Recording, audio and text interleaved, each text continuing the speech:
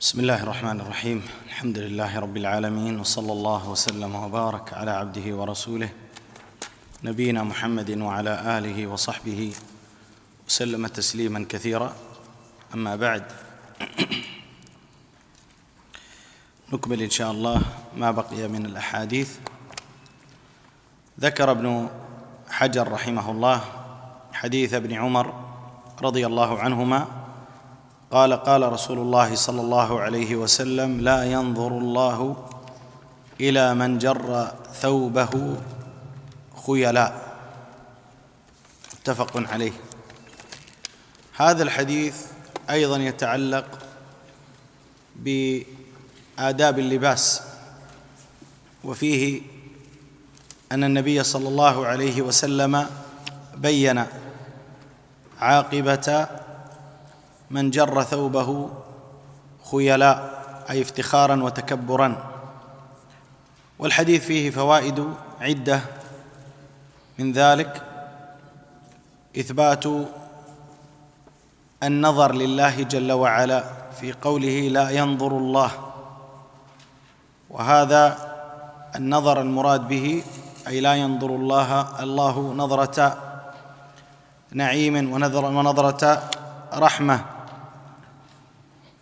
وإلا فإن المؤمن كما أنه يرى الله جل وعلا في الجنة، وهذه الرؤيا ثابتة،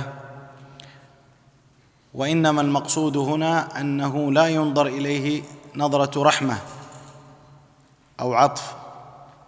نعم. The Sheikh he began praising Allah Azza wa Jal, beseeching Allah to send a salat and a salam upon the Messenger of Allah sallallahu alayhi wa sallam, his family and his companions all together. As to proceed, the Sheikh mentions that we're going to continue these narrations that come within the book of manners that has been mentioned by Ibn Hajar. And he mentioned in this narration that we're about to take now, that which has come on the authority of Ibn Umar, may Allah be pleased with him and his father. The Messenger of Allah sallallahu alayhi wa sallam said, Allah will not look on the day of judgment at him who drags his garment out of arrogance or pride. Hadith is agreed upon by Bukhari and Muslim. So this narration also, it comes relating to some of the manners of dress. And within it, the Prophet ﷺ explains the result of the one who drags his garment out of arrogance. And he says, within the narration there lies a number of benefits. And from those benefits is affirmation of the attribute of another, of looking for Allah subhanahu wa ta'ala. And this another, what is intended by it is the looking of na'im, the looking of the bestowal of blessings, or the looking of rahmah, of mercy. He says otherwise the believers, they will see Allah subhanahu wa ta'ala in the Jannah. He says, but naam, as it relates to this another that is being negated here, Allah ta'ala, he will not look at the one who drags his lower garments with arrogance, with the look of mercy. He will not look at them with the look of mercy and compassion. كذلك مما يذكر هنا اتباعا للفائدة الأولى أنه يجب على العبد أن يثبت ما أثبته الله جل وعلا لنفسه من الأفعال أو من الصفات. فالله جل وعلا يرى العباد ويعلم أحوالهم ويسمع كلامهم، وهذه من الأمور المتفق عليها في عقيدة أهل الإسلام عند أهل السنة والجماعة. Likewise, and what follows on from his first fa'idah is that it is incumbent upon the believer that he affirm for Allah tabaraka wa ta'ala whatever Allah ta'ala has affirmed for himself from names or attributes. He says, and so we know that Allah tabaraka wa ta'ala, he sees his servants, he looks at them, and he is all knowing of their affairs, and he hears all of their situations. So this is something which is the aqeedah of Ahl Sunnah wal Jama'ah as it relates to Allah tabaraka wa ta'ala. من فوائد هذا الحديث كذلك أن جر الثوب خيلاء هو من كبائر الذنوب، لأن صاحبه متوعد بهذا الأمر في قوله صلى الله عليه وسلم: لا ينظر الله نعم. Likewise, from the benefits that lie in this narration is affirmation of the fact that whoever drags his lower garments out of arrogance, this will be his recompense, and therefore it is from the kaba'ir, it is from the major sins. So dragging one's lower garment out of arrogance is from the major sins, as the individual who does so is threatened with this threat from the Messenger of Allah sallallahu alaihi wasallam, wherein he said, Allah will not look at the one who drags his lower garment out of arrogance. كذلك من فوائد الحديث أن من جر ثوبه بغير خيلاء، أي بغير مخيلة أو قصد الترفع على الناس أو التكبر، فإنه لا يستحق هذا الوعيد في قوله صلى الله عليه وسلم: لا ينظر الله. وقد جاء في حديث 3 لا ينظر الله إليهم ولا يزكيهم ولهم عذاب أليم، وذكر منهم من جر ثوبه خيلاء. نعم. Likewise, from the benefits of this narration, what we get is that whoever drags his garment, but he does not do so out of arrogance, right? He's unmindful. He does not do so intentionally. He does not do so arrogantly or out of pride. Then he does not deserve this threat that has been mentioned in this narration. As the Messenger of Allah alayhi wasallam, he mentioned that whoever does so out of arrogance, whoever drags his lower garment out of arrogance. And there's come another hadith that there are 3 who Allah Ta'ala will not look at them. He will not purify them, and for them there is a painful punishment. And he mentioned amongst these 3, the one who drags his lower garment arrogantly. وهنا مسألة، وهو من جر ثوبه بغير خيلاء، هل يجوز هذا الأمر أو لا يجوز؟ قد جاء في الحديث: أسفل الكعبين من الإزار ففي النار. أسفل الكعبين من الإزار ففي النار. فدل هذا الحديث أنه لا يجوز للإنسان أن يطيل ثوبه إلى ما دون الكعبين. فإن قال قائل: هل يجوز أن يحمل هذا الحديث على من جره خيلاء؟ يقال لا. لماذا؟ لاختلاف الجزائين. فإنه إن جر ثوبه خيلاء جاء في الحديث السابق وفيما ذكرنا من رواية: 3 لا ينظر الله إليهم ولا يزكيهم ولهم عذاب أليم. أما إن لم يجره خيلاء فإنه متوعد بالعذاب، ولكن دون الحال الأولى، دون الحالة الأولى. إذن أحوال من يجر ثوبه أو أحوال الثوب على 3 أحوال: ما كان فوق الكعبين فهذا الموافق للسنة، ولا يشترط، أي لا يكون شرطا أن يكون إلى نصف الساق. قد ورد في السنة ذلك فيما يتعلق بالإزار، ولكن المقصود من هذا كله أن لا يكون دون الكعبين. الأمر الثاني أو الحالة الثاني أن يجر ثوبه دون الكعبين خيلاء، فهذا ورد فيه هذا الوعيد الذي في الحديث. الحالة الثالث أن يجر ثوبه ليس خيلاء، فهذا أيضا محرم لما ورد في لفظ الحديث الآخر: أسفل الكعبين من الإزار ففي النار. نعم. Likewise, there's an issue that is connected to this narration. It is the issue of those who do not drag one who does not drag his lower garment out of arrogance.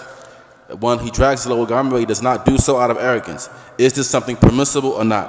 He says it is not permissible, because the Messenger of Allah said, alayhi wasallam, that whatever is below the ankles is in the hellfire. Meaning whatever is below the ankles of one's lower garment is in the hellfire.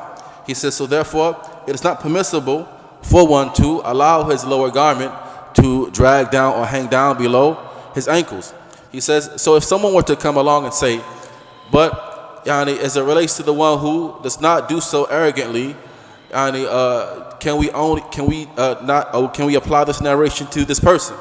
Sheikh, he says that this narration, it's not to be applied like this. He says that rather for an individual who drags his lower garment arrogantly, then we have the narration that is applicable to him, and it's the narration that we mentioned at the beginning of this lesson, as well as the other narration that mentioned the three that Allah Ta'ala will not look at on the day of judgment, and He will not purify them, and for them there's a painful punishment, and amongst them there's the one who drags his lower garment. He says, so therefore, what is lower than the ankle, if a person drags his lower garment below the ankle, but he does not do so arrogantly, he's still threatened with a threat, but it is less than the threat that the first person who drags the lower garment arrogantly is threatened with. He says, and so we see from this that the people, as it relates to their lower garment, they are going to be in three states. They're going to be in three states of conditions. The first state or condition is the one who has the lower garment up above his ankle. This person is corresponding with the sunnah, and it is not a condition that he bring the garment up halfway or the halfway point of the shin. He says, even though some narrations have come regarding this, it is not a condition. What the condition is that the person has his garment up above his ankle. The second state is that the person who he drags the lower garment arrogantly. This is the one who is threatened by the threat that is mentioned in this hadith, and it is from the muharramat. And the third is that the person who he drags the lower garment, but he does not do so arrogantly. This person, as well, is subjected to a threat, and he has done something haram due to what has come inside of this narration, and likewise the statement of the Prophet ﷺ that whatever is below the ankles is in the hellfire. أيضا من فوائد الحديث أنه يستثنى من هذا الحكم بدلالة أحاديث أخرى النساء، فإن المطلوب من النساء أن تجر ثيابها خلفها شبرا إلى الذراع، من الشبر إلى الذراع، والمقصود من ذلك أن يغطي قدميها. والعجب أن هذا الأمر الآن انعكس، فالنساء يرفعن إلى ما فوق الكعبين أو أعلى من ذلك، نسأل الله السلامة والعافية، والرجال البعض منهم يسبل ثيابه. نعم. He says also from that which is the exception to this rule is that which has come by way of indication from some other ahadith is the women. The women, they are the exception to this rule. For what is required for the woman is that in fact she does drag her lower garment behind her, or by one shibr, which is the handspan, and so it is to extend beyond the ankles by a handspan, and it's in order that she fulfill the objective of covering the feet, that her feet must be covered by her garments. He says, but that which is amazing is that you find that the affair has become reversed. He said, and we ask Allah Ta'ala for safety and security. The affair has become reversed to the point that you find some of the women, they have their garments above their ankles or even higher than that, and then you find some men who drag their lower garments until they become below their ankles. هل يقاس على هذا الأمر اللباس الآخر؟ معنى ذلك ما يتعلق بالعمامة، أو ما يتعلق بالأكمام، أو ما يتعلق بغير ذلك مما قد يلبسه المسلم. على كل حال القاعدة في ذلك أنه يجوز في اللباس ما كان على غير حد الإسراف، يجوز في اللباس ما كان دون حد الإسراف، فإن كان فيه إسرافا كأن يطيل أكمامه لغير حاجة، أو يأخذ ثوبا يفصل ثوبا ويعرض من أكمامه لغير حاجة، فهذا قد يدخل في أمر الإسراف، سواء كان في العمامة أو كان في المشلح أو كان في الأكمام أو كان في الثوب أو غير ذلك. نعم. So do we, by way of analytical deduction, we compare this affair to other than that from clothing, such as, for example, one's turban or one's sleeves, or other than that from the clothing that the Muslims wear. He says the qaida is that as it relates to libas and clothing that a person would wear, that the clothing articles, they are permissible as long as one does not fall into extravagance as it relates to his clothing. He says, and so if you find that a person, he has his turban on and he lets it hang lower than what is necessary, or that the person he has his sleeves and they hang lower than what is necessary, or whatever other garments and articles of clothing that he wears, and he's of the level of extravagance as it relates to this clothing, then he would likewise enter into that threat. What is not enter into extravagance, then it is not from that same category. وإتماما للفائدة في آداب اللباس نذكر كذلك 10 آداب متعلقة باللباس. الأدب الأول التيامن في اللباس، أي لبس أو ابتداء لبس اللباس باليمين، لما جاء في الحديث أن النبي صلى الله عليه وسلم كان يعجبه التيامن أو التيمن في تنعله وترجله وطهوره وشأنه كله. So, in completion of the benefit connected to the affairs of libas, we're going to mention a number of adab connected to clothing. So the first adab that we're going to mention in relation to that is a tayammun, yani that the person, he begins with the right side as it relates to putting on his clothing. And this is based upon the hadith, the Messenger of Allah sallallahu alaihi wasallam, he used to love beginning with the right side as it relates to putting on his shoes, as it relates to combing his hair, as it relates to putting on his garments, and other than that. الأدب الثاني الدعاء عند لبس الثوب الجديد، فقد جاء في ذلك أن النبي صلى الله عليه وسلم كان إذا استجد ثوبا يقول: اللهم لك الحمد أنت كسوتنيه، أسألك من خيره وخير ما صنع له، وأعوذ بك من شره ومن شر ما صنع له. نعم. The second mannerism or adab as it relates to putting on clothing is dua when one wears a new article of clothing. As it comes from the Prophet sallallahu alaihi wasallam that whenever he would put on something new, and a new article of clothing, he would supplicate saying, "Oh Allah, for you is the praise, and I praise you. For you is the praise. You have clothed me. I ask you for the good of it and the good of what it was made with, and I seek refuge with you from the evil of it and the evil of that which it was made with." الأدب الثالث استحباب البياض من اللباس الأبيض، فقد جاء أن النبي صلى الله عليه وسلم قال: البسوا من ثيابكم البياض، وهذا على الاستحباب، وإلا فيجوز للإنسان أن يلبس ما يشاء من الألوان مما لم يأتي فيه نهي. نعم. The third is that it is recommended.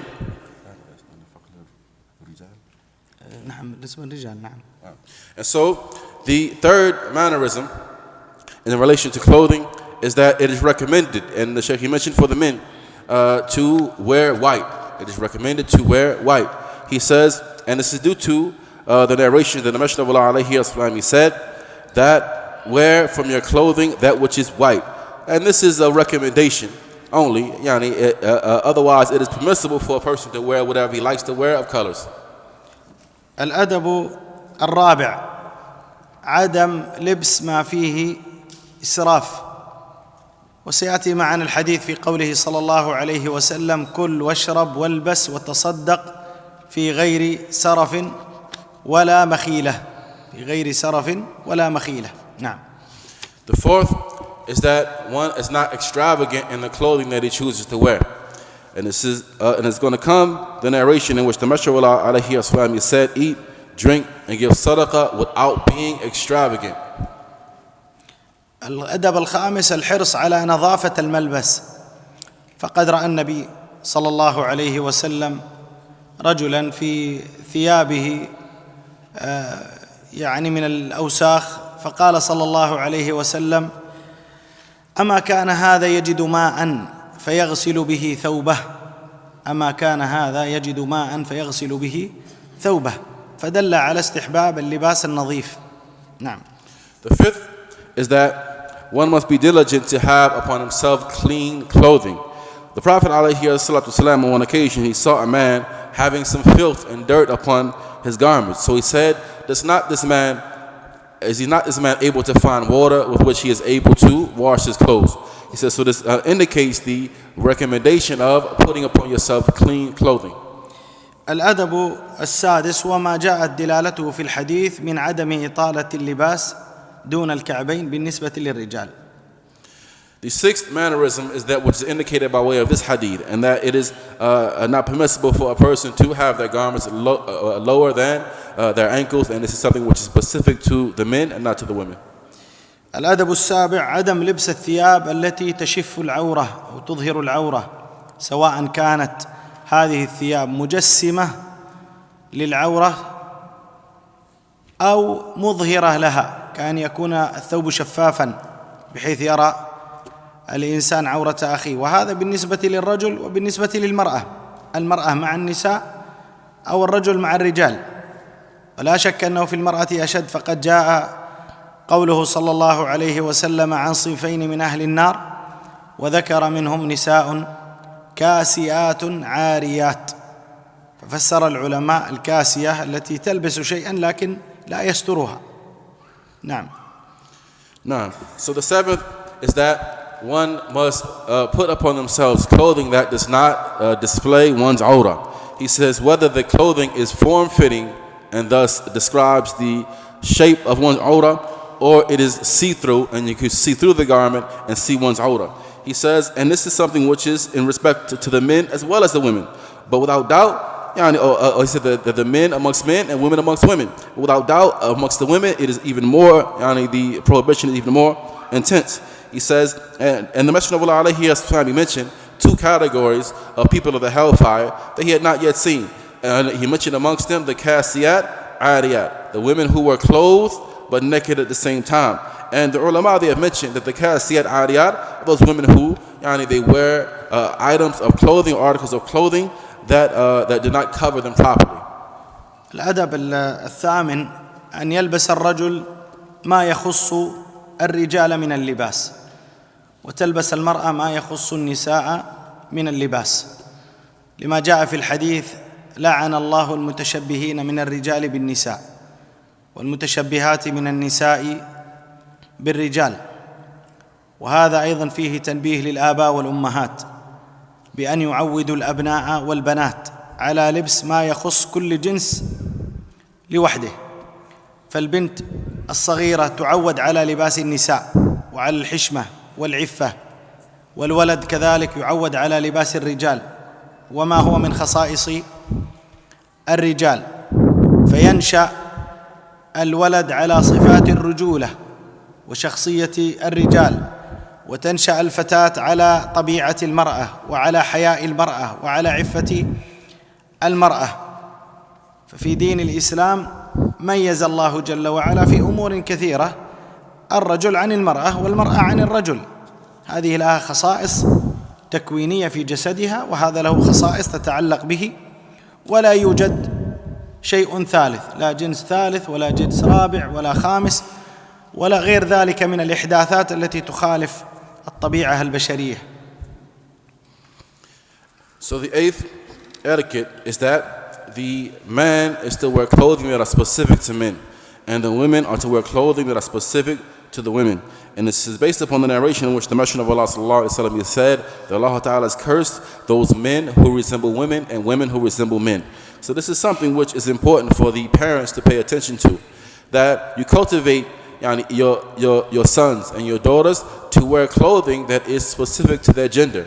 And so you cultivate the boy upon manliness and to wear the clothing that is specific to men. You cultivate the girl upon femininity and shyness and bashfulness, and to wear clothing that are specific to the women, so that they have this identity that they are clear and certain about. He says, and so that you cultivate them upon this, knowing that our religion, the Deen of Islam, it has distinguished between the men and women in many affairs.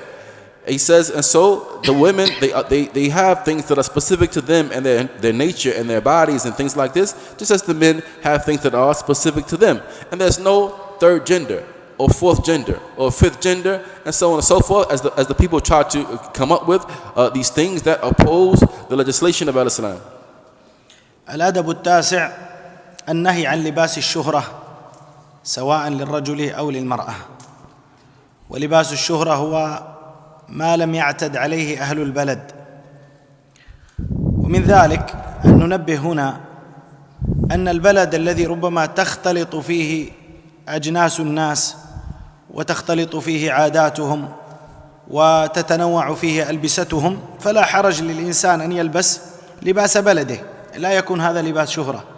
لكن إذا أتى إلى قوم قد اعتادوا على لباس معين، فإن لباس بلده يكون في هذه الحال لباس شهرة، يكون في هذه الحال من لباس الشهرة. وهنا أمر، وهو أن لباس الشهرة ليس بالضروري أن يكون غاليا، يعني سعره مرتفع، بل قد يكون أيضا من النوع الرخيص جدا، لكن المقصود به مخالفة عادات البلد. طيب، تنبيه أخير على موضوع لباس الشهرة: إذا كان في كما قلنا أخلاط من الناس وتتنوع ألبستهم فيلبس ما يشاء، لكن يجتنب لباسين: يجتنب ما يشف العورة أو يجسمها، ويجتنب ما فيه تشبه بغير المسلمين، يجتنب هذين اللباسين. إذن في جملة الحال كم يجتنب من الألبسة فيما يتعلق بهذا الباب؟ 3: ما كان مجسما للعورة، وما فيه تشبه بغير المسلمين، ولباس الشهرة. نعم. Now, the ninth is that one must avoid wearing upon himself libas al-shuhra, or garments that are worn seeking shuhra, or seeking to stand out amongst the people. He says, and what is intended by way of that is wearing garments in a particular place that the people are not accustomed to or used to seeing. He says, however, if a person is in a land or a place wherein it is like a melting pot, if you will, the people there are mixed from different places, different areas, and different walks of life, different backgrounds, he says there's no harm in a person in that case wearing something that is indicative of where he comes from, of his land. And it's not considered to be, in this case, libas al-shuhra, because everybody's wearing something different with their cultural clothing and the likes. He says that, but if you're in a place wherein all of the people, they stick to a particular type of garment, then for you in that particular place or that land were to wear something that stands out and is different from what everyone else is wearing, in this case, this is considered to be libas al-shuhra. The Sheikh, he says that, and it is not a condition for it to be libas al-shuhra that it be something which is expensive. Rather, it can be something which is very cheap and inexpensive. But if it stands out and it's different than what the people are accustomed to and used to seeing, in this case, it is considered to be libas al-shuhra. So Talibi says that, so if we're in like a mixed type of environment with people that they have different backgrounds and walks of life, they come together, a person can wear whatever he is used to wearing back wherever it is that he comes from. He says, but however, he still must avoid certain things. He must avoid, in this case, wearing clothing that displays awrah, wearing clothing that are specific to the kuffar and things like this. Those clothing items that are impermissible. So therefore, there are 3 types of clothing items that must be avoided no matter what. Even if a person wears upon himself whatever cultural clothing that he's used to wearing. 1, he must avoid things which display his awrah, whether it describes the shape and contour of his body and the like, or he must avoid those clothing items that are specific to the kuffar. And likewise, he must avoid libas al-shuhra. الأدب العاشر والأخير: ذكر الله جل وعلا عند خلع الثوب. وقد جاء في الحديث قوله صلى الله عليه وسلم: ستر ما بين أعين الجن وعورات بني آدم إذا دخل أحدكم الخلاء أن يقول بسم الله.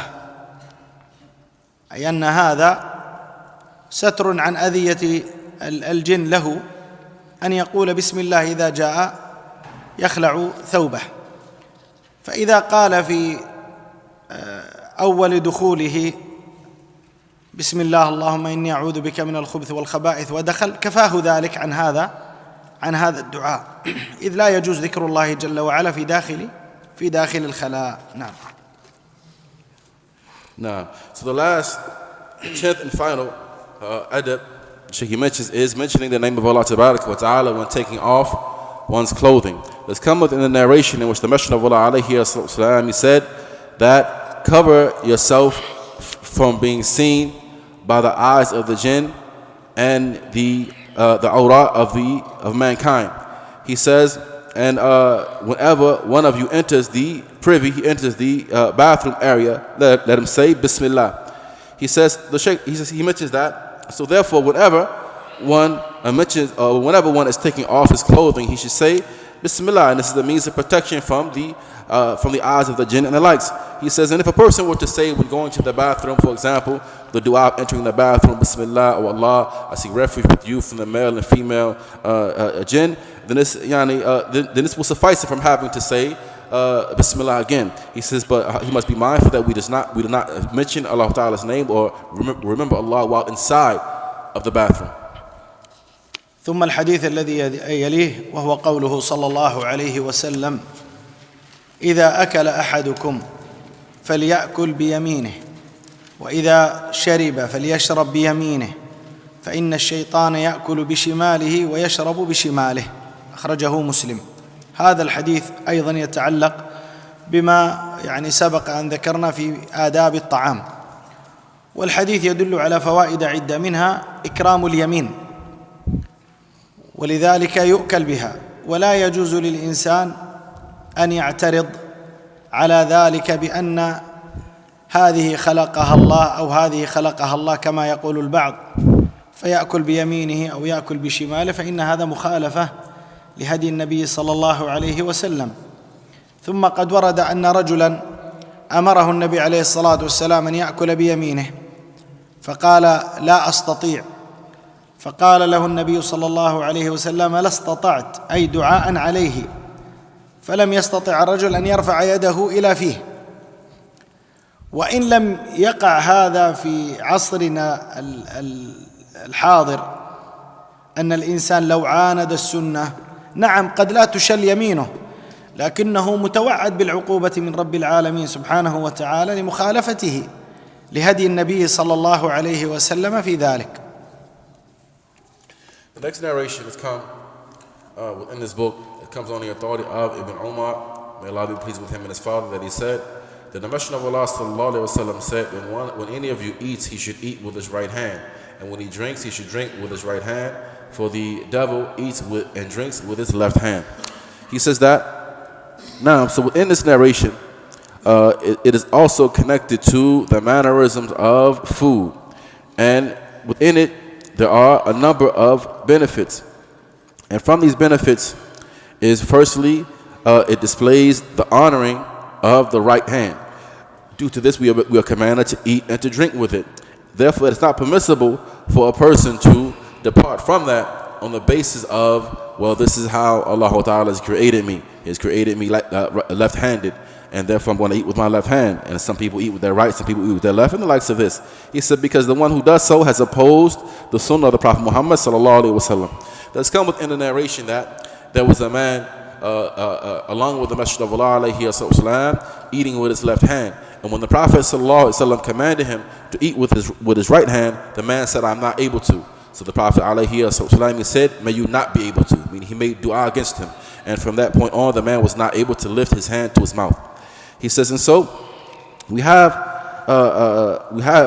this etiquette that we must observe. And he says that you find within our time those individuals who they are accustomed to utilizing their left hand for most things, and they by way of that oppose the guidance of the Prophet Muhammad alayhi wasallam. كذلك يدل الحديث على أن الأكل باليمين واجب، لإخباره صلى الله عليه وسلم أو لأمره بمخالفة الشيطان. ثم القاعدة في هذا يا إخوة أن الواجب يسقط مع العجز. فمعنى ذلك لو أن الشخص في يده مرض، في يده اليمنى مرض لا يستطيع أن يأكل بها، أو فيها مثلا علاج أو عملية أو نحو ذلك، فلا حرج عليه أن يأكل بيده اليسرى. وإذا كان هناك من يطعمه فهو أولى، إذا كان هناك من أقاربه أو من أبنائه أو زوجه من يطعمه فهذا أولى في حقه. نعم. Likewise, what we get from the narration, أيها الأخوة, is that eating with the right hand is wajib, it is obligatory, due to what has come inside of this narration from the command of the Prophet ﷺ to oppose the shaitan. He said there's a principle that we have within the religion. It is that which is wajib, the obligation is removed due to inability. The obligation is removed due to absolute inability, such as the person having an ailment within his hand, thus he is not able to utilize that hand, or he may have had surgery on it, it may be being treated and the likes of that, so therefore he is not able, he's absolutely incapable of eating with that hand. In this case, there's no harm upon him if he were to eat with his left. But what is better, even as it relates to this person, is that he has somebody to feed him. Maybe his wife, maybe his child, or what have you, they can feed him, thus he would not have to eat with his left hand.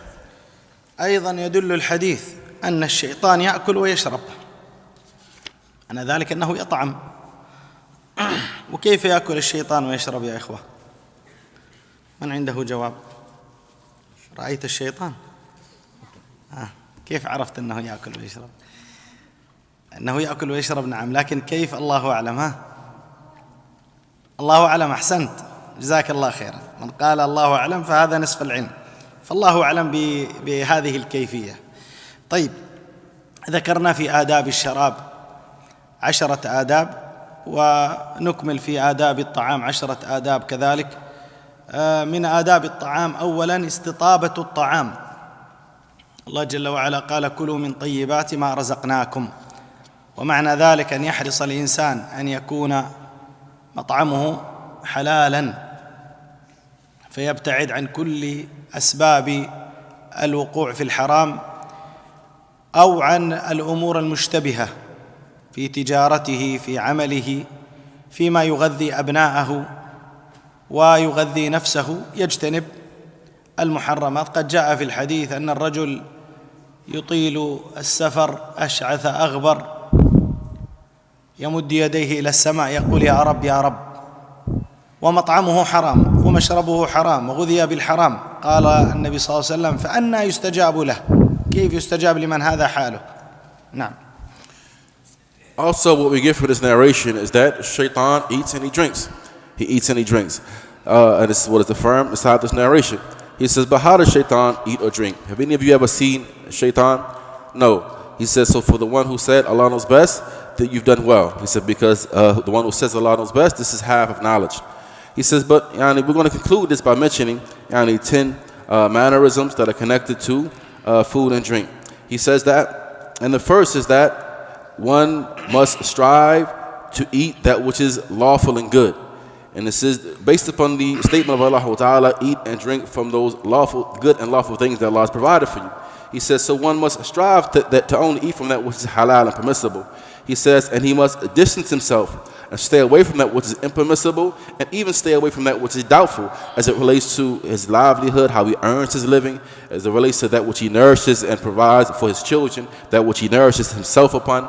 As the Messenger of Allah mentioned, alayhi salatu wasalam, in the authentic narration, a man who was on a long journey, he's dusty, he's disheveled from his travel.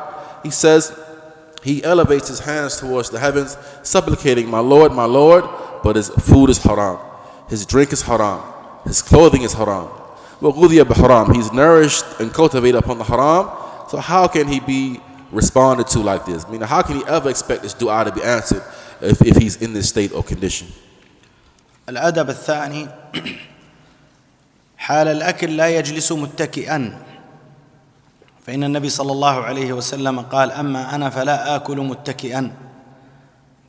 ولذلك الوارد عنه صلى الله عليه وسلم كما في السنن أنه كان إذا أكل جثى على ركبتيه. جثى على ركبتيه. الجثوع على الركبتين مثل حال الإنسان بين السجدتين، حاله بين السجدتين. أما جلسة التربع فهذه عدها العلماء من الاتكاء، وهو أن يجلس على مقعدته وأن يجعل رجليه أمامه، فهذه عدوها من الاتكاء. وكذلك عدوا من الاتكاء المعلوم، وهو أن يتكئ على جنب وهو يأكل. وسواء كان هذا الأكل وجبة سريعة أو كانت وجبة غير سريعة بطيئة، على كل حال هذا كله يدخل في النهي عن الاتكاء. The next etiquette as it relates to food and drink is that one should not eat or drink while reclining. You should not eat or drink while reclining. As the Messenger of Allah said, alayhi wasallam, as for me, I do not eat or drink while laying down or reclining. And so, what is best for an individual to do, the best posture for him to sit in while he eats, is that he sits upon his knees.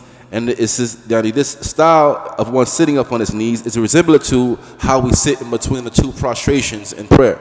He says that one sits like this while he's eating. This is ideal. He says, as for sitting what we tend to call in the West Indian style, one sits cross-legged. He says that as for sitting like this, then the scholars have likened that to ittika, a type of leaning back or reclining while one eats. He leans back upon his hand, upon his palm, or upon his forearm while he eats. كذلك من أدب الطعام عدم نقد الطعام أو عيبه، بل الرضا بالموجود. النبي صلى الله عليه وسلم ما عاب طعاما قط، فإما أن يأكله وإما أن يتركه. وعلى هذا فمن الأدب في ذلك أن الإنسان إذا أراد أن يوجه في طعام أن يحسن اختيار اللفظ في التصحيح، كأن يقول لو زدتم قليلا من الملح أو لو أضفتم قليلا من البهار أو نحو ذلك. أما أن يقول إيش هذا الطعام، إيش هذا الأكل، فليس هذا من الأدب، فإنه تيسر لك ما لم يتيسر لملايين الناس، وهيأ الله جل وعلا لك من النعم ما هو عند بعض الناس غاية الأماني في الطعام. ثم من حسن التعامل مع الزوجة خاصة وقد بذلت جهدها في إعداد الطعام، ربما نسيت شيئا أو أخطأت في شيء، أن تصحح ذلك بحسن العبارة، فإن هذا أبقى للمودة وأقرب لدوام المحبة، وهو أصلح لهذا الطعام أن يصلح وأن يعدل من أن تختار عبارات لا تليق بزوج ولا تليق أيضا في مقابل نعم الله جل وعلا. The third is that one should strive not to criticize the food. Rather, you should be content with what food has been presented to you and what food is present. As the Messenger of Allah, alayhi salatu wasalam, he would never criticize food that was given. Rather, if he wanted it, he would eat it. If not, he would leave it. He says, and so, if it be that you must offer some constructive criticism, if you will, then you try to utilize the best of possible words that you could use. For example, you say, you probably should add a little more salt, or maybe you shouldn't have so much of this seasoning inside of it. It would have been better. And like this, utilizing the best words to critique or add some constructive criticism. He says, as for a person looking at the food, like, what is this? What kind of food is this? Why would you bring me this? He says, this is something which is from poor manners. It's from poor mannerisms. He says, and alhamdulillah, you have those who they strive hard to cook, and they take that as an amana, as a trust with them, and they deem this affair to be very important to them. These types of people who they put their all into cooking and preparing food for the people, and then you come and you criticize the food, it can be a bit off-putting, if you will. So if you have to offer some constructive criticism, then you do so with the best words, especially in a case when, for example, it may be your wife. It may be your wife, and perhaps she forgot to add something to the food, or perhaps she made a mistake here or there in the timing or what have you. But then you utilize the best words to critique or offer your constructive criticism to that food. And when you utilize good words like this, then it goes further in fostering love and strengthening the bond that there is between the two spouses. He says, but don't use harsh words that are not befitting of a spouse, nor would be befitting of anybody that you speak about their food in that manner. كذلك من أدب الطعام وهو الأدب الرابع الاجتماع على الطعام. فالناس يقولون ما في بركة الآن في الطعام. النبي عليه الصلاة والسلام أخبرنا عن هذا، فقال عليه الصلاة والسلام اجتمعوا على طعامكم يبارك لكم فيه، اجتمعوا على طعامكم يبارك لكم فيه. أما هذا يأتي ويأخذ طعامه لوحده، وهذا يأتي ويأخذ طعامه لوحده، والبنت تأتي تأخذ طعامها لوحدها، فإن هذا مخالف لهدي النبي عليه الصلاة والسلام. ثم إن الاجتماع على الطعام مع ما فيه من البركة فيه مصالح كثيرة، من التقاء الأسرة ومن التحدث فيما بينهم ومن نحو ذلك، مما يكاد الآن يختفي في بيوتات المسلمين. نعم. The next etiquette is that we gather together upon food, that we come together and we gather with one another upon food. He says, and you do so, you find that the food is blessed. He says that the people wonder why there's no blessing in our food. He says, our Prophet ﷺ, he said, gather together upon your food and it will be blessed for you. Gather together upon your food, it shall be blessed for you. As for the people come and this person takes his food and goes off somewhere, this person takes his food and he goes off to his corner, or the daughter comes, she takes her food and she goes off to her room, and like this is something which opposes the guidance of the Prophet ﷺ. He says, and in gathering together upon food, in this lies many benefits. From that, the people come together, the family comes together, and increases the closeness and unity of that family unit, and other than that, from the benefits. كذلك من أدب الطعام، وهو الأدب الخامس، البدء بالبسملة، لقوله صلى الله عليه وسلم: إذا أكل أحدكم فليذكر اسم الله عليه. قال بعد ذلك: فإن نسي أن يذكر في أوله فليقل بسم الله أوله وآخره، بسم الله أوله وآخره. فهذا يقال إذا نسي الإنسان البسملة في أول الطعام. نعم. Fifthly, from the mannerisms of eating is that one mentions the name of Allah Ta'ala at its beginning, and this is it's based upon the narration of the Messenger of Allah alayhi wasallam. When one of you eats, let him mention the name of Allah upon his food. He says, and if one happens to forget mentioning the name of Allah at the beginning, then he is to say Bismillah in the name of Allah at its beginning and at its end. Meaning he says this once he remembers while he's eating. And this is in the case that a person forgets to say it at the beginning. الأدب السادس أن يختم بالحمد لله. فقد جاء في الحديث أن النبي صلى الله عليه وسلم قال: من أكل طعاما وقال الحمد لله الذي أطعمني هذا ورزقنيه من غير حول مني ولا قوة غفر له ما تقدم من ذنبه، غفر له ما تقدم من ذنبه. أجر عظيم، وهذا فيه بيان مقابل أو مقابلة نعم الله جل وعلا بالحمد. نعم. Now, he says, sixthly, is that one must say Alhamdulillah after they finish one's food.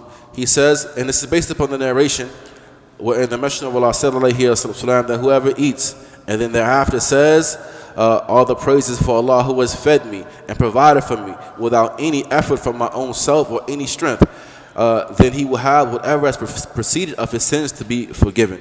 He says that this is from the perspective of countering the ni'mah of Allah Ta'ala by way of praising him for it. الأدب الذي يليه وهو السابع أن يأكل بثلاثة أصابع بيده اليمنى. نعم، لورود ذلك في سنة النبي صلى الله عليه وسلم. The seventh etiquette is that one eats with three fingers of his right hand, due to this coming in the sunnah of the Prophet صلى الله عليه وسلم.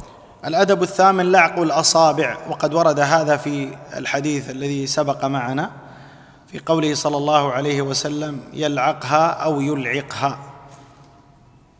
The eighth is that one lick his fingers after completion, and this is due to the hadith that has already come with us, then let him lick his fingers or have them licked. الأدب التاسع أن يأكل من حافة الطعام، يعني كما جاء في الحديث: كل بيمينك وكل مما يليك، أي الذي أمامك، ولا يذهب إلى وسط الطعام، فإنه قد جاء في الحديث قوله صلى الله عليه وسلم: البركة تنزل وسط الطعام. قال: فكلوا من حافتيه ولا تأكلوا من وسطه. وهذا أدب يعني عظيم في الطعام، لكن الإنسان ربما مما يدل على شراهته وعلى عدم صبره أنه يأخذ ما يكون حقا لغيره، إلا إذا كان الطعام متنوعا ويجوز له أن يأخذ شيئا بعيد عنه ويقرب إليه. لكن هنا يقال أن رجلا دعاه رجل إلى طعام، ولكن كان اللحم في وسط الصحفة، والمضيف لم يقدم لضيفه اللحم، فكان هذا يحفر حتى يصل إلى اللحم في وسط الصحن، فلما وصل إلى وسط الصحن تهدم اللحم ونزل عنده، فيقول: عرف صاحبه فتقدم. قال له المضيف: بل كثر النحش تحته فتهدم. فعلى كل حال الوارد في سنة النبي عليه الصلاة والسلام في صريح قوله: وكل مما يليك. نعم. Next is that one eats from that which is closest to him. He eats from that which is closest to him, as come in the narration of the Messenger of Allah alayhi wasallam, and eat from that which is closest to you. This means that one does not reach to the middle portion of the food and he takes from what is in the middle portion of the food, but rather he eats from the edges or the outer edges and borders of the food. He says, as the Messenger of Allah said alayhi wasallam in another hadith, eat from the outer portion of the food, because the blessings they descend to the middle portion of the food. He says, as for what you find from some of the people doing that displays and exemplifies their covetousness over what others have, or their lack of patience, is that a person will reach somewhere else, some far remote place in the food, and take what belongs to someone else. They may take someone else's right. He says this is something which is not proper or befitting, unless the food that is presented is of different types, and what is in front of you is one type, and you may see another type that's not close to you somewhere else. Then you can reach over there and take from that other type of food that's different from what is close to you. He says, from that which we find that a person there may be some food, and he sees that the meat is in the center portion of the food, and he has some food that is close to him. He wants to get to that food, but the host didn't put some food in front of him that was meat, so he wants to get to that meat. So what he'll do is he'll start at the beginning and eat his way to it. He keep picking until he gets to that meat, and then he's about to take some of that meat, and the host, he sees that, he gets up, and he may take it or push it to him. He says, at any rate, what has come in the Sunnah as it relates to this issue is that one eats from that which is closest to him, and he does not eat from remote places and distant places in the Sahih. الأدب العاشر يا إخوة والأخير، والآداب كثيرة لكن نذكر ما تيسر منها. الأدب العاشر أن يتجنب الشبع المفرط. فقد جاء في الحديث: ما ملأ آدمي وعاء شرا من بطنه حسب ابن آدم لقيمات يقمن صلبه. فالإنسان لا ينبغي له أن يأكل حتى لا يجد مجالا للنفس، بل ربما لا يستطيع أن يمشي. جاء في الحديث: ثلث لطعامك وثلث لشرابك وثلث للنفس. وبعض الناس ربما يأكل حتى يضيق نفسه ثم يأخذ معه احتياط، قد يحتاج بعد 10 دقائق أن يسد الفراغ، وهذا أمر لا ينبغي. نعم. The 10th and final etiquette that we're going to mention, and the etiquettes are in reality very many, but we're only mentioning that which is simple and that which is easy. He said that one does not eat until he's so full that he's just stuffed. He should not eat until he's so full that he's stuffed. He says, and this has come within the narration of the Messenger of Allah alayhi wasallam, that the meaning of which is that one is not to eat until he reaches this state that he's so full that he can't move or he can't do anything. He said he should not look at the food with the eye of his stomach. He says that. Now, so as it relates to this issue, you find some of the people they are like this. And the Prophet likewise mentioned another hadith that how we are to eat is that 1/3 of your stomach is to be filled with food, the other 1/3 of the stomach is to be filled with drink, and the other 1/3 is for air. So some of the people, they eat like this. They eat till they're so stuffed that they can't even breathe. They can't even walk. They can't do anything. You come back 10 minutes later and he's laid out and he's blocking the walkway because he's so stuffed that you can't get past him. الحديث الذي يليه حديث عمرو بن شعيب عن أبيه عن جده قال قال رسول الله صلى الله عليه وسلم: كل واشرب والبس وتصدق في غير سرف ولا مخيلة. هذا الحديث يدل على فوائد عدة، منها عدم الإسراف، لا في الطعام ولا في الشراب ولا في اللباس ولا في غير ذلك. والإنسان كلما كان حريصا على أن يطعم نفسه وأن يطعم أهله بما يكون عونا لهم على طاعة الله جل وعلا والتقوي على أمر العبادة، أجر على ذلك في استحضار هذه النية، وأن لا يكون ذلك بإسراف. وقد قال العلماء في ذلك، قالوا: ما عال من اقتصد. ما عال من اقتصد يعني ما افتقر الذي يقتصد. لكن يا إخوة، ما معنى من اقتصد؟ ليس معناه من بخل. كلا طرفي قصد الأمور ذميم، لا يكون الإنسان مسرفا ولا يكون أيضا بخيلا، بل ينبغي له أن يعرف أن كل نفقة أنفقها على أهله أو على زوجه، على أولاده، على أبويه، فإنه يؤجر على هذه النفقة. حتى اللقمة تضعها في امرأتك لك فيها أجر كما في الحديث. ولذلك كان مما زهد فيه العلماء فيما روي عن الإمام أحمد ويحيى بن معين وغيرهم من العلماء: لا تزوج أختك بخيلا. البخيل هذا التعامل معه صعب، لا سيما إذا استدل عليك بآيات عدم الإسراف. يعني هذا جمع بين البخل وبين التأويل الممنوع، فيقول لك: لا، ما في إسراف، نريد أن نشرب شاي. يقول: الشاي إيش تحتاج إليه؟ الشاي يفيدك في جسمك؟ ما في داعي نشرب شاي، ما في داعي نأكل دجاج. الدجاج يقولون فيه مضرة، واللحم يغذى ببعض الهرمونات، والسمك الذي في الماء الله أعلم ماذا يصنعون به. نصوم صيام داود. فمثل هذا يعني القرب منه مصيبة. بارك الله فيكم. وغالبا يا إخوة البخيل، لأن هذه المسألة مهمة جدا، البخيل يبتلى بأنه دائما يرى الفقر دائما، ويبتلى بما يخرج عنه المال رغما عنه، تأتيه من المصائب ما تخرج ماله، ويرى نفسه فقيرا. كلما زاد ماله كلما رأى الفقر بين عينيه.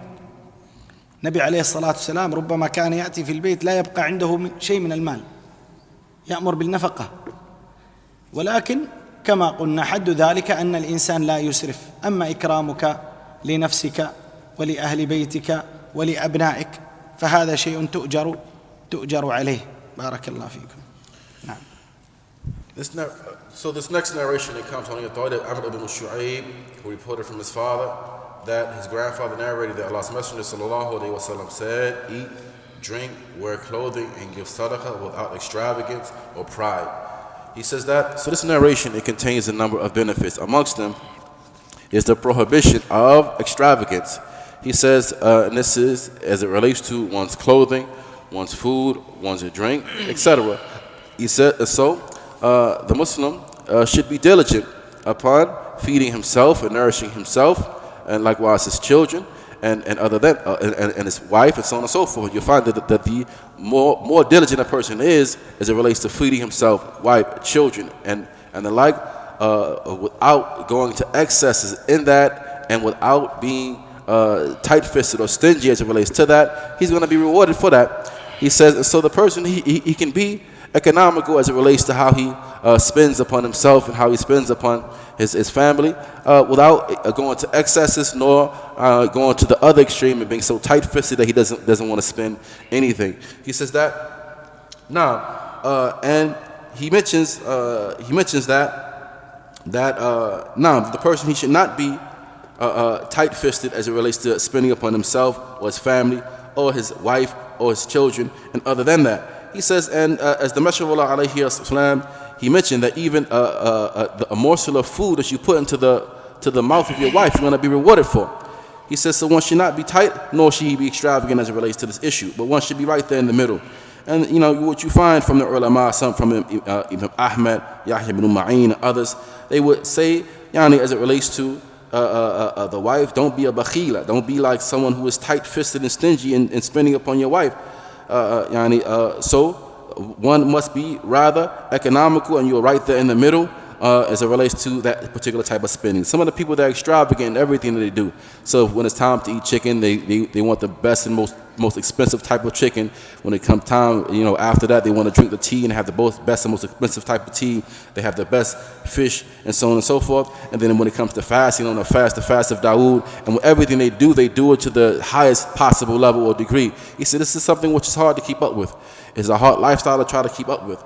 He says, and as the scholars, they would mention, and this is in most cases, they mention that the bakhil, the one who is tight-fisted, on the other hand, his tribulation comes when it is time for him to spend.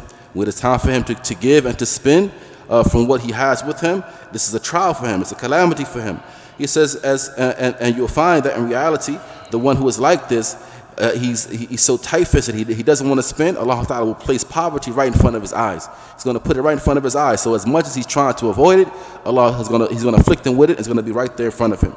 He says, and so it was said concerning the Prophet ﷺ, he would give and sadaqah, and he would spend upon the people to the point that at times he wouldn't even have money inside of his house.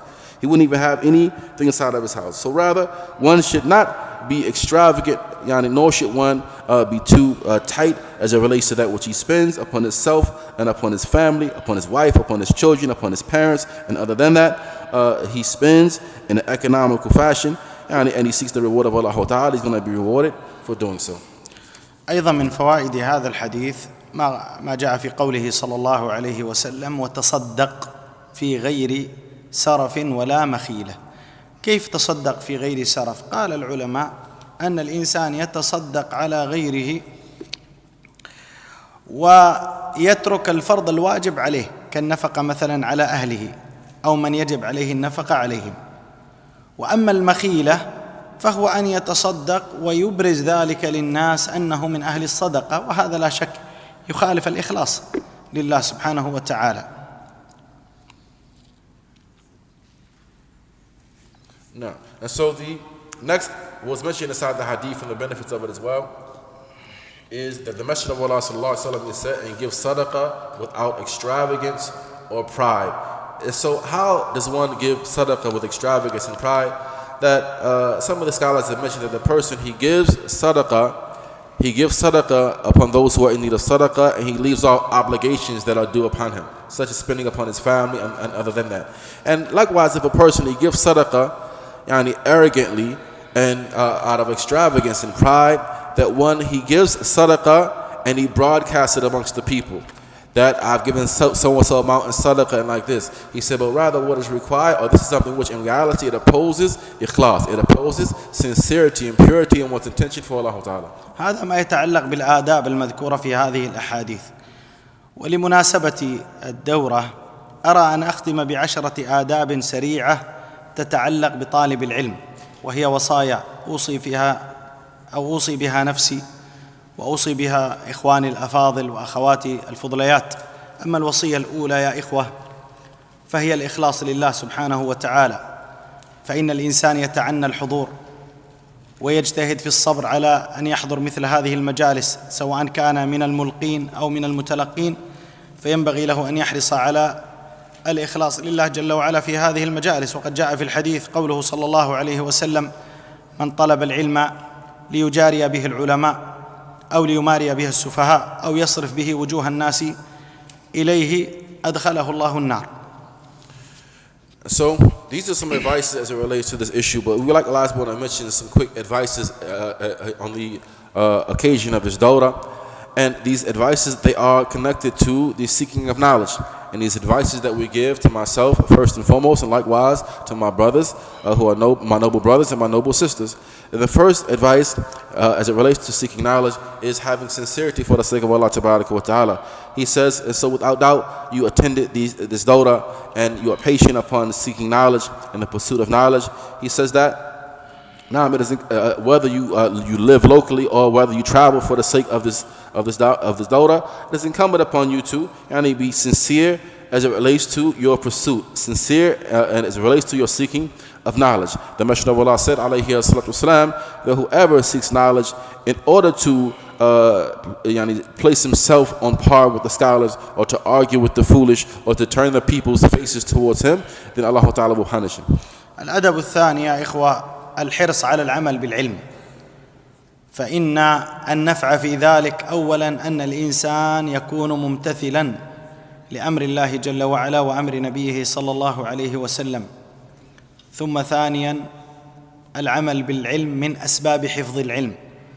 والله جل وعلا لما ذم اليهود قال مثل الذين حملوا التوراة ثم لم يحملوها كمثل الحمار يحمل أسفارا، وأول من تسعر بهم النار عالم يقول يا ربي طلبت العلم فيه، قال إنما طلبت العلم ليقال عالم وقد قيل، ثم يؤمر به فيسحب في نار جهنم. The next is that one is diligent upon acting upon their knowledge. He says, and now that one must first act upon the knowledge which they have acquired. He says, and this is now that which is incumbent upon the seeker of knowledge, that he adheres to the command of Allah Ta'ala and that of His Messenger. And likewise, that one, the fact it is due to the fact that acting upon one's knowledge is from the means of preservation of that knowledge.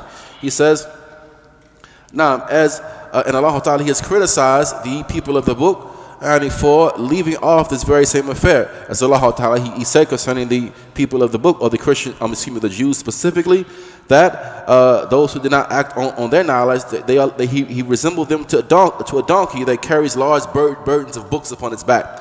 He says, and so we know as well that the first of those to be called to account on the Day of Judgment is the scholar himself, the one who acquired knowledge and then I act upon it. It is going to be said to him, what did you do about that knowledge? He's going to say, I learned knowledge and I did it for your sake. Allah Ta'ala will tell him that he has lied. He will order that this man be dragged upon his face until he's thrown into the hellfire.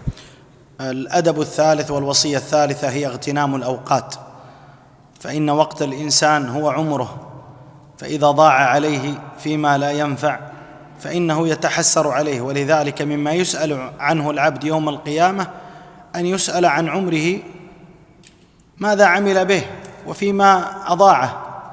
نعم.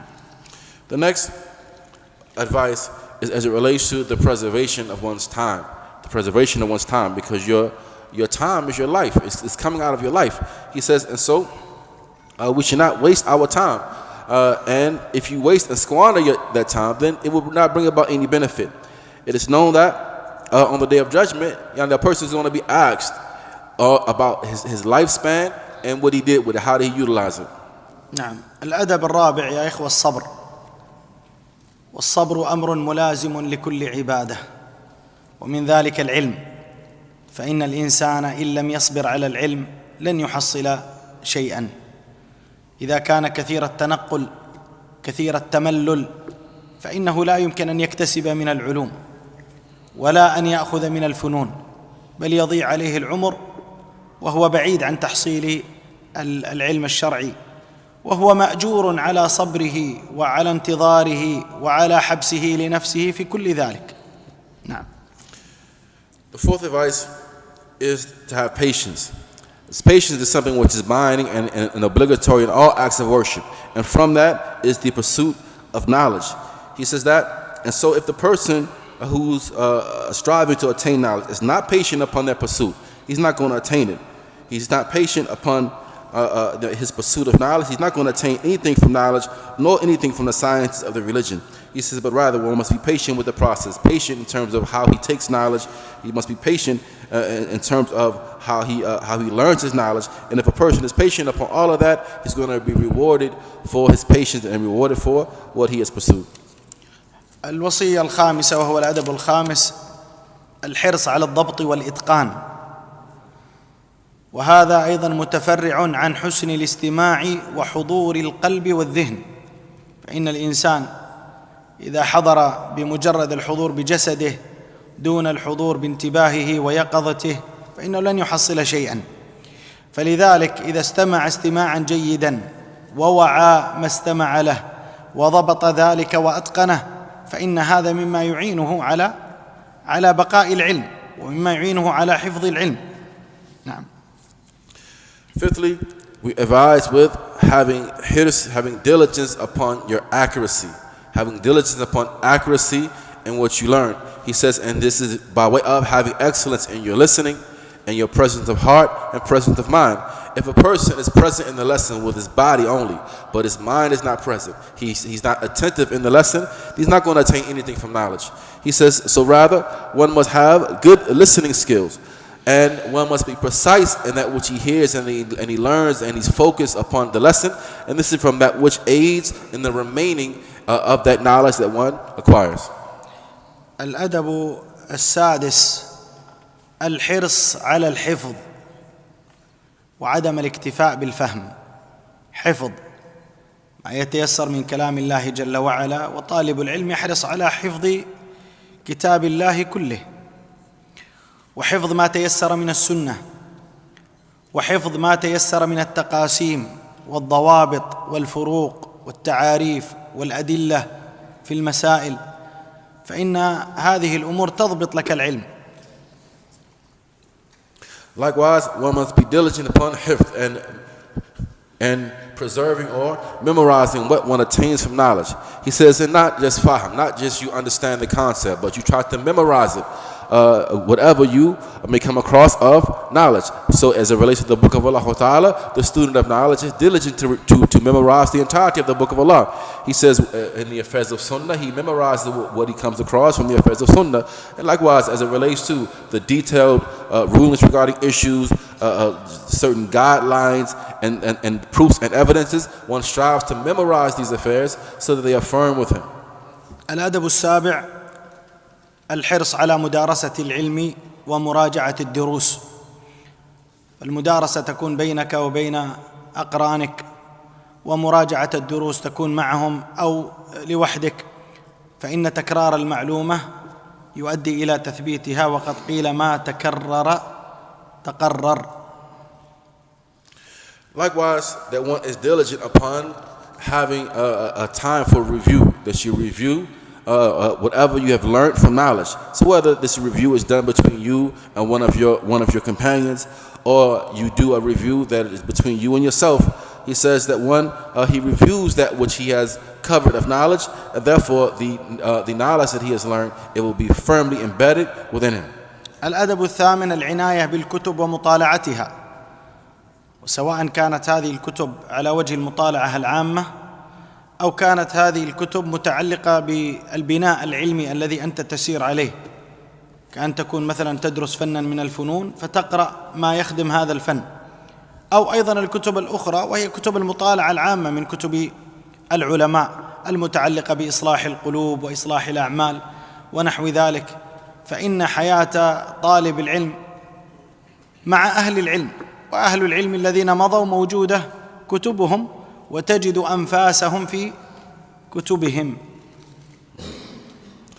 Likewise, as it relates to being diligent upon the books and reading and reviewing and returning back to these books, he says, because the student of knowledge is like this, he said that his life is filled up with this particular affair, and his life is connected to the scholars.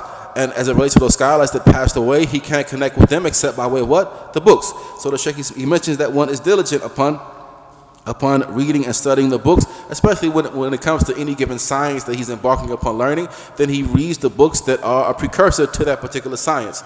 And so he lives his life like this. So the student of knowledge should be diligent upon the preservation of his time in reading the books. الأدب التاسع التدرج في طلب العلم، ومعنى ذلك أن ينظر طالب العلم في مستواه فيأخذ من الدروس ما تليق به وبفهمه، وأن لا يستعجل الثمرة.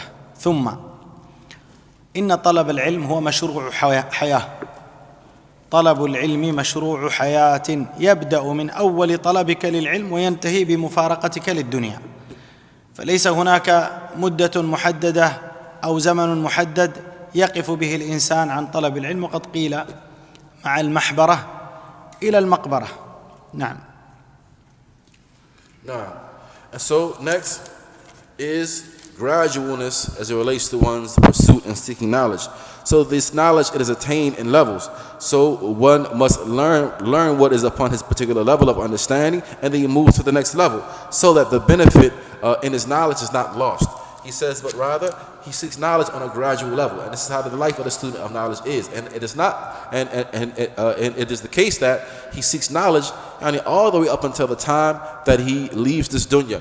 He said, from the time that he begins pursuing knowledge until the time that he leaves the dunya. It is not the case that he seeks knowledge for a short amount of time and that's it, but rather, as is said concerning the pursuit of knowledge, from the ink pot up until he reaches the grave. الأدب العاشر والأخير، والآداب كثيرة، الحرص على الرفيق الصالح الذي يساندك ويساعدك في طلبك للعلم، والابتعاد عن رفيق السوء الذي إذا نسيت لم يذكرك، وإذا ذكرت لم يعنك، بل إنه يصرفك عن العلم ويصرفك عن الخير. احرص على النشيط، احرص على ذي الهمة. وقد قيل: إياك ورفيق السوء، فإن الطبيعة نقالة، وإن الطباع سراقة، أي ستأخذ منه من طبيعته ومن أخلاقه السيئة. نعم. The tenth and final advice, and the advices in this regard are many, is that one is diligent upon having a righteous companion in your pursuit of knowledge, and you be diligent upon distancing yourself from the evil companion as it relates to this. So you have a righteous companion who he will aid you and assist you upon your pursuit of knowledge, staying away from the evil companion who, if you forget, he's not going to remind you, and if he does say anything to you, he's going to try to shame you, and the likes of this. He says that rather one pursues a companion who has high ambition, he is driven, and he is focused in terms of the pursuit of knowledge, and you not associate yourself with those people who will distract you from this path, and they will harm you and hinder you in your pursuit upon knowledge. طيب يا إخوة، سنأخذ 3 أسئلة فقط، الأسئلة كثيرة. ما حكم إسبال الثوب خوفا من البرد؟ هذا نوصيه بأن يشتري شرابا ويلبسه، فإنه أوقى له وأفضل من أن يسبل ثوبه. نعم. So we're going to take 3 of these questions. The questions we have many. For the first question is that, what is the ruling of isbal of one's lower garment out of fear of the cold? Sheikh said, we advise you to wear some socks and raise your lower garment. He says, but rather one does not lower his garment with this type of excuse. يقول السائل: هناك بعض البيوت فيها مغاسل خاصة باليدين والوضوء غير بيت الخلاء، هل يجوز في أماكن المغاسل هذه أن يذكر اسم الله؟ نعم يجوز ذلك، لأن المنهي عنه في الخلاء. نعم. So the question mentions that in some houses they have this a place of washing one's hands and the likes of this that's separate from the khala, separate from the actual bathroom. In a place like this that is separate, is it permissible to mention the name of Allah Ta'ala? The Sheikh mentions yes, it's permissible to mention Allah's name in a place like this. هذا يسأل عن النفقة على المرأة الحامل، هل الأمر واجب بالنسبة للحمل واحتياجات الحمل على الزوج أم على الزوجة؟ لا، على الزوج. هذا من النفقة الواجبة، هذه زوجته وذاك ولده، فيجب عليه النفقة عليهما. So the Sheikh, he mentions that this question that if a woman is pregnant, is the spending upon the woman in this case obligatory upon the woman herself, or is it obligatory upon the husband? He says obligatory upon the husband.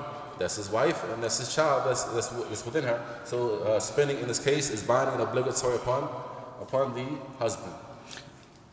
ختاما لهذه أو مجلس هذا الدرس في هذه الدورة، نحمد الله جل وعلا حمدا كثيرا طيبا على ما يسر لنا من هذه اللقاءات، ثم كذلك الشكر لقيادة هذا البلد وعلى رأسها الشيخ محمد بن زايد رئيس الدولة وفقه الله وسدده، ونائبه الشيخ محمد بن راشد، على ما يبذلان من جهود عظيمة فيما يتعلق بالإسلام والمسلمين وما ييسران في ذلك من التيسيرات الكثيرة.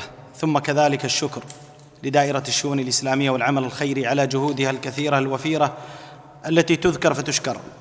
الشكر كذلك لمركز رياض الصالحين الذي عودنا على الإكرام لطلاب العلم ولمجالس العلم ولتيسير حصول مثل هذه المجالس والمحافل العلمية. الشكر كذلك لكل من كان سببا في تنسيق هذه الدورة والشكر للذين حضروا وتعنوا، والشكر لكم جميعا. الشكر لمن أتى من خارج البلد جزاه الله خيرا وتعنى السفر. الشكر لأخي أبي موسى جزاه الله خيرا على جهده وعلى صبره وعلى تحمله. الشكر لمن كان سببا في نقل الدروس أخي أبو أنس وغيره من الإخوة. الشكر لإذاعة مركز رياض الصالحين ولإذاعة بينونة كذلك. الشكر لكم جميعا، وأسأل الله جل وعلا أن يرزقنا وإياكم شكر نعمه، وأن يوفقنا لطاعته، وأن يجمعنا بكم دائما على خير وفي خير. صلى الله على نبينا محمد وعلى آله وصحبه وسلم تسليما كثيرا، وآخر دعوانا الحمد لله رب العالمين. The Sheikh mentions that in conclusion of this majlis that we want to express gratitude. Firstly, mentioning much praise for Allah Ta'ala for His favors and which He's bestowed upon us as it relates to this gathering. Likewise, we want to express our shukr, our gratitude and thanks to the leader of Islam, Muhammad ibn Zayed, and likewise for that which he has facilitated. Likewise, Muhammad ibn Rashid, and likewise we want to express gratitude to the Committee of Islamic Affairs in Islam for that which they have facilitated from the likes of these gatherings. Likewise, we want to express gratitude to Markaz Riyadh Salihin. Likewise, expressing gratitude to all of those who travel from far and wide to attend the likes of this gathering, whether you are local or whether you came from outside the land even. Likewise, we want to express gratitude to all of those who facilitated the likes of this gathering, from them our brother Abu Anas, likewise Markaz Riyadh Salihin and Al-Baynoon as well, and he expressed gratitude as well to the translator for his patient translation. في أمر أخير بس تذكرته سبحان الله، بعض الأخوة نبه عليه في درس البارحة ما يتعلق بالشرب، أن ربما البعض فهم خطأ أو في الترجمة أو شيء من هذا. يجوز قلنا أن الإنسان يبدأ بالبسملة أو أن يسمي في أول بالتسمية في أول الشراب، وبعد الثلاثة الأنفاس يحمد الله في الأخير، هذا جائز أيضا. والصورة الأخرى أنه يجوز له في كل شربة أن يقول بسم الله الحمد لله بسم الله الحمد لله بسم الله الحمد لله، كلاهما جائز، وشكر الله لكم جميعا. So we want to likewise mention something in connection with what was mentioned last night as it relates to drinking. Maybe there was a lapse in the translation or somewhere else, but what was mentioned last night concerning the drinking, and that one mentions the name of Allah Ta'ala at the beginning of the drink. And then it's also permissible, like the one he mentioned Allah's name at the beginning of the drink, and then he puts it down, drinks again, and then when he finishes at the end, he mentions Alhamdulillah. This is permissible as well. Likewise, what has come is that with that which the Sheikh he mentioned last night, that he mentions Allah's name at the beginning, puts it down, says Alhamdulillah. Mention Allah's name at the beginning, puts it down, says Alhamdulillah, and he does that every time that he raises and lowers his drink. جزاكم الله خير. السلام عليكم ورحمة الله وبركاته. كرمك الله وبركاته.